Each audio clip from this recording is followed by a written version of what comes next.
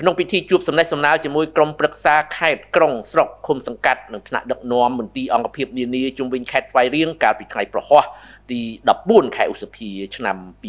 2026សម្ដេចអគ្គមហាសេនាបតីតេជោហ៊ុនសែនប្រមុខរដ្ឋស្ដីទីបានស្នើឲ្យរាជរដ្ឋាភិបាលពិនិត្យដកមន្ត្រីដែលនិយាយភូតកុហករឿងទុរេនដែលនាំពីប្រទេសថៃតែបែរជានិយាយថាជាទុរេននាំមកពីខេត្តកំពង់ចាមទៅវិញ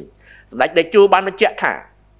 ការដកមន្ត្រីបែបនេះគឺជាសារព្រមានទៅដល់មន្ត្រីផ្សេងទៀតដើម្បីកុំឲ្យនិយាយភូតកុហកថ្នាក់លើនិងភូតកុហកប្រជាពលរដ្ឋតទៅទៀតសម្ដេចតេជោក៏បានក្រើនរំលឹកដល់មន្ត្រីរាជការទាំងអស់ជាពិសេសក្រុមប្រឹក្សាឃុំសង្កាត់ឲ្យបន្តយកចិត្តទុកដាក់បំពេញតួនាទីភារកិច្ចបម្រើជាតិ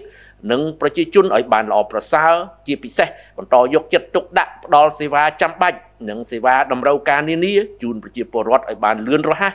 ជាពិសេសត្រូវពន្លឿនការផ្ដល់បានកម្មសិទ្ធិដីធ្លីឲ្យប្រជាពលរដ្ឋឲ្យកាន់តែលឿនថែមទៀតទន្ទឹមនឹងនោះសម្ដេចតេជោក៏បានរំលឹកទៅដល់អាជ្ញាធរឲ្យបន្តយកចិត្តទុកដាក់លើគ្រួសារយុទ្ធជនជួរមុខយុទ្ធជនពលីពិការនិងគ្រួសារអតីតយុទ្ធជនពីព្រោះសម្ដេចបានយល់ច្បាស់អំពីការលំបាករបស់ពួកគេក្នុងកិច្ចការការពារជាតិនិងទឹកដីសម្ដេចតេជោបានសង្កត់ធ្ងន់ថា